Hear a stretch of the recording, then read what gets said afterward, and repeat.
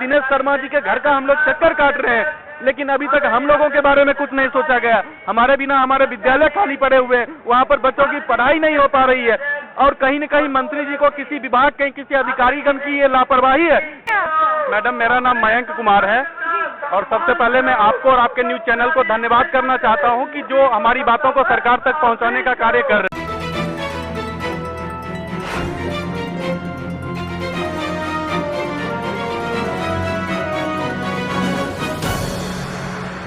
नमस्कार, मैं धुरी दास और आप देख रहे हैं तीसरी आंख न्यूज 24। आज हम आए हुए हैं इको गार्डन, जहाँ पे भारी मात्रा में जो रैली हो रही है वो कई सारी टॉपिक्स पे हो रही है। तो किन्हीं में से हमें एक जो असिस्टेंट प्रोफेसर की रैली है, हम उसमें आए हुए हैं। जो धरना प्रदर्शन है हम उसमें आए हुए हैं। इन लोगों की कई सारी मांगे हैं और क्या क्या उनकी समस्याएं हैं, वो किस वजह से यहाँ पे बैठे हुए हैं। तो चलिए आइए उन्हीं से हम बात करते हैं कि उनकी क्या समस्या है जो उनको इतना भारी कदम उठाना पड़ा कि यहाँ इको गार्डन आके धरना प्रदर्शन देना पड़ा। क्या नाम है आपका? मैडम, मेरा नाम मयंक कुमार है और सबसे पहले मैं आपको और आपके न्यूज चैनल को धन्यवाद करना चाहता हूं कि जो हमारी बातों को सरकार तक पहुंचाने का कार्य कर रहे हैं। जनवरी 2018 में शिक्षा मंत्रालय भारत सरकार द्वारा 1554 सहायक प्राध्यापकों को चयनित करके एक ओपन रिगरस सिलेक्शन प्रोसेस था, उसके तहत चयनित करके भारतवर्ष के 12 विभिन्न राज्यों के विभिन्न अभियांत्रिकी संस्थानों में कार्य करने के लिए भेजा गया था असिस्टेंट प्रोफेसर के पद पर। और उस समय ये क्राइटेरिया थी कि जिन लोगों की डिग्री IIT या NIT से हो वही लोग अप्लाई कर सकते थे। हम यहाँ पर सभी बैठे हुए लोग IIT और NIT से थे। उसी में उत्तर प्रदेश में कुल 141 असिस्टेंट प्रोफेसर को यहाँ पर चयनित करके भेजा गया था 11 अलग अलग कॉलेजेज में, इंजीनियरिंग कॉलेजेज में। 30 सितंबर 2021 को ये टेक्यूब 3 नाम का प्रोजेक्ट शिक्षा मंत्रालय भारत सरकार के द्वारा खत्म कर दिया गया। इसके साथ साथ ही जब ये प्रोजेक्ट शुरू किया गया था, जब ये परियोजना शुरू की गई थी, चूंकि एक प्रधानमंत्री श्री नरेंद्र मोदी जी की महत्वाकांक्षी परियोजनाओं में से एक टेक्यूब 3 प्रोजेक्ट है। इसके तहत सारे इंजीनियरिंग कॉलेजेस के टेक्निकल एजुकेशन क्वालिटी को इम्प्रूव करने के लिए ये प्रोग्राम चलाया गया था। तो इसमें ये शर्तें थे कि पहले 3 साल केंद्र सरकार के द्वारा पैसे दिए जाएंगे, अगले 3 साल के बाद हर राज्य सरकारों को अपने अपने राजकोष से वेतन का भुगतान करना था। तो जब 30 सितंबर 2021 को हमारी सेवाएं समाप्त हुई तो यहाँ पर केंद्र सरकार के द्वारा सभी राज्य के मुख्यमंत्री को पत्र लिखा गया कि आप किए गए MOU के आधार पर इनका सेवा विस्तार करें। बिहार, उत्तराखंड, झारखंड, राजस्थान, जो भी उत्तर प्रदेश के पड़ोसी राज्य हैं जहां पर ये टेक्यूब 3 प्रोजेक्ट था, वहां पर सारे सहायक प्राध्यापकों को आगे सेवा विस्तार दे दी गई, तत्कालीन सेवा विस्तार दी गई।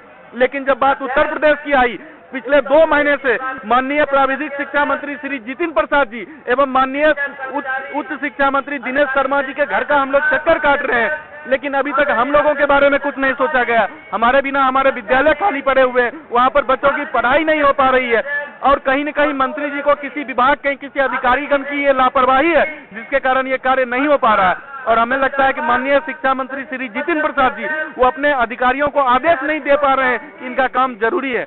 इसलिए मैं चाहता हूं कि सरकार इस मुद्दे को संज्ञान में ले, माननीय मुख्यमंत्री जी इस मुद्दे को संज्ञान में ले और हमें जल्द से जल्द सहायक प्राध्यापकों को सेवा विस्तार दिया जाए। अच्छा, आप लोग कौन कौन से कॉलेजेस से आए हुए हैं? मैं राजकीय इंजीनियरिंग कॉलेज बिजनौर में पढ़ाता था असिस्टेंट प्रोफेसर के पद पर और मैं NIT पटना से MTech किया हूँ। और यहाँ पे मतलब सिर्फ एक ही बिजनौर के कॉलेज के बच्चे आए हुए, वो प्रोफेसर आए हुए हैं या कोई और भी? HBTU कानपुर, उत्तर प्रदेश के सारे प्रतिष्ठित अभियांत्रिकी संस्थान, HBTU Kanpur, KNIT Sultanpur, BIT Jhansi, MJPRU Bareilly, Bundelkhand university Jhansi, ऐसे तमाम engineering colleges, UPTTI Kanpur, REC Banda, ऐसे तमाम 11-12 इंजीनियरिंग कॉलेजेस में ये हम लोग पढ़ाने का कार्य कर रहे थे।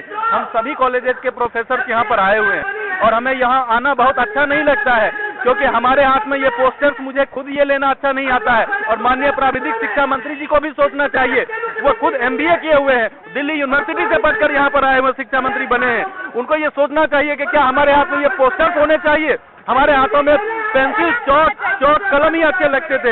हम सभी लोग यहाँ पर न्यूज चैनल्स को डिबेट कर रहे हैं, न्यूज चैनल्स में इंटरव्यू दे रहे हैं, जबकि हमारा काम था अपने अपने यूट्यूब चैनल पर पढ़ाने का काम था। लेकिन मजबूरी बस ये सरकार के अधिकारियों के लापरवाही के कारण हम लोग यहाँ पर आए हुए हैं। और प्राविधिक शिक्षा विभाग के अधिकारी हो, मुख्य सचिव हो, विशेष सचिव हो, ये लोग एक बार भी इन्हें परवाह नहीं है कि उत्तर प्रदेश के सरकारी शिक्षण संस्थानों की शिक्षा व्यवस्था की क्या हालत हो रखी है हमारे आने के बिना। अच्छा ये बताइए, आप लोग को कब से सैलरी नहीं मिली है? हमें 30 सितंबर 2021 के बाद नौकरी ही नहीं, वहाँ पर हमें कार्य करने को नहीं दिया गया है। जब कार्य भी नहीं करने जी नहीं, और वहाँ पर हमारे जगह शिक्षक भी नहीं नियुक्त किए गए हैं, वहाँ पर सबकी पढ़ाई ठप हो चुकी है। ऐसे 141 असिस्टेंट प्रोफेसर बेरोजगार हुए हैं। जहाँ पर माननीय मुख्यमंत्री जी 1.5 लाख रोजगार देने की बात कर रहे हैं, वहीं पर माननीय मुख्यमंत्री जी के अधिकारीगण, सिर्फ मात्र अधिकारीगण की लापरवाही है, जिसके कारण आज हम लोग यहाँ पर नहीं अपने यहाँ पर धरने पर बैठे हुए। उन्होंने एक भी कार्य योजना नहीं तैयार कर पाई, जबकि उन्हें कार्य योजना बनानी थी, वो बनाने में असफल हुए हैं। और हमें पता नहीं क्या कारण है अधिकारीगण का, क्योंकि उन अधिकारीगण को भी इसीलिए रखा गया है कि कॉलेजेस का आकलन करे और वहाँ पर कहीं न कहीं शिक्षा व्यवस्था को ठीक करने का प्रयास करे। लेकिन यहाँ पर सभी अधिकारीगण, हम लोग हर किसी से, आज भी हमारे पास हम सभी जितने शिक्षक यहाँ पर बैठे हुए हैं, हम सभी लगातार ईमेल्स कर रहे हैं, अधिकारीगण के को फोन करने का प्रयास कर रहे हैं कि कृपया आप हमें 2 मिनट का मिलने का समय दें। कोई बात किया है आप लोग ने किसी से? जैसे कि आप बता रहे हैं कि हम लोग हर जगह गए हैं, बात करने की कोशिश की है, तो क्या बात हो पाई है मुख्यमंत्री योगी आदित्यनाथ जी से कि नहीं? हमारी बात मुख्यमंत्री योगी आदित्यनाथ जी से नहीं हो पाई है, लेकिन उनके विभाग के प्राविधिक शिक्षा मंत्री जितिन प्रसाद सर, श्री जितिन प्रसाद सर और श्री दिनेश शर्मा सर, जिनके अंडर ये मामला है, उनसे हम लोग पिछले 7 बार से मुलाकात किए हैं। उन्होंने एक विभाग में पत्र भी लिखा कि इनका कार्य करना अत्यंत जरूरी है, और माननीय प्राविधिक शिक्षा मंत्री जी, उनका ये कथन था कि हम इसीलिए यहाँ पर बैठे हुए हैं, और मेरे रहते हुए किसी भी प्राध्यापक कोई रोड पर आए, सड़क पर आए, बिल्कुल शोभनीय नहीं है। परंतु इन सभी चीजों के बावजूद आखिरकार हमें सेवा विस्तार नहीं दिया गया है, और हम सभी लोगों को मजबूरी बस यहाँ लखनऊ पर इन सड़कों पर आकर बैठना पड़ रहा है। हमारे छात्र छात्राएं, वो लोग भी कह रहे हैं कि सर क्या हम भी आपके साथ आए यहाँ पर, लेकिन हम लोग चूंकि एक पढ़े लिखे IIT NIT से पढ़े हैं, हम लोग कभी नहीं चाहते हैं कि हमारे छात्रगण भी यहाँ पर हमारे साथ आए, उनकी शिक्षा बिल्कुल नहीं प्रभावित हो। प्रभावित तो हो ही रही है कि जैसा कि आप बता रहे हैं कि आप लोगों को समय से सैलरी नहीं मिली है, और वहाँ पे आप लोग नहीं जा पा रहे, ना पढ़ा पा रहे हैं, तो वहाँ पे कोई टीचर्स भी नियुक्त नहीं किए गए, तो पढ़ाई तो वैसे भी गई ना।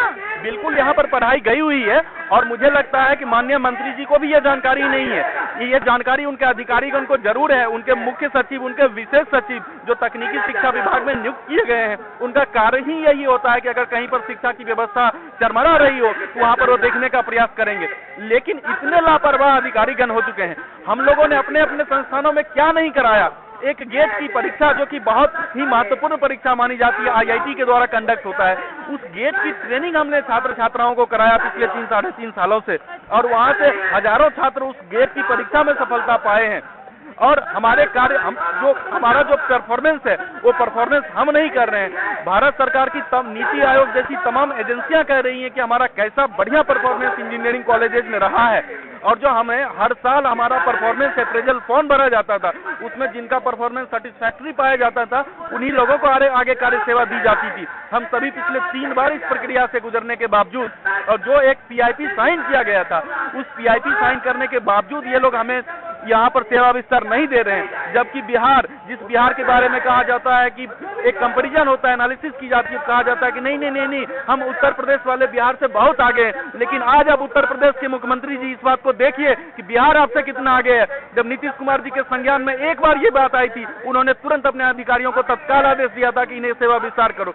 लेकिन यहाँ पर उत्तर प्रदेश में पता नहीं, उत्तर प्रदेश में माननीय प्राविधिक शिक्षा मंत्री जी इस विभाग को चला रहे हैं या फिर उनके अधिकारीगण विभाग को चला रहे हैं, जो इस पर बिल्कुल भी किसी प्रकार के विचार करने को तैयार नहीं है। अच्छा ये बताइए, तो आप लोग का जो अभी तक तो किसी ने बात सुनी नहीं, जो आप लोग की समस्या है उसका समाधान नहीं हुआ, क्या लगता है ये कब तक हो पाएगा? अगर नहीं होता है इसका समाधान, तो आपकी अगली कूच क्या रहेगी? हम सभी लोग यहाँ से पहली बात तो माननीय प्राविधिक शिक्षा मंत्री जी भी ये बात सुन ले, उनके अधिकारीगण सुन ले, हम सभी सहायक प्राध्यापक यहाँ से जाने वाले नहीं है। हम लोग लखनऊ में बने रहेंगे, क्योंकि हमने बहुत दिनों तक आपके लिए बहुत काम हम लोगों ने किए हैं सर। उसके बावजूद आप हमारी बातों को सुनने के लिए तैयार नहीं हो।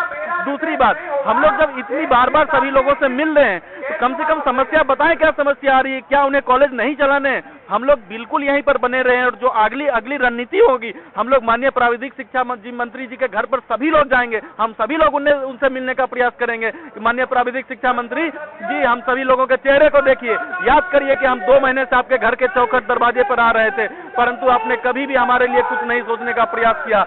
शायद आपको अपने अधिकारियों की ही बात प्रिय लगती है, आप अपने अधिकारियों से कहिए 141 प्रोफेसर अभी कॉलेज से निकाले गए हैं, उनके जगह आपके अधिकारी का नहीं जाकर क्लास में, उनके आपके विशेष सचिव जाकर क्लास में वहाँ पर जाकर electrical engineering, mechanical engineering, civil engineering का सब्जेक्ट पढ़ाएं। अच्छा, ये बताइए, जो आप लोग का धरना प्रदर्शन चल रहा है, क्या इससे आगामी चुनाव, जो उत्तर प्रदेश के आगामी चुनाव हो रहे हैं 2022 में, क्या उससे इस चीज का कोई प्रभाव पड़ेगा?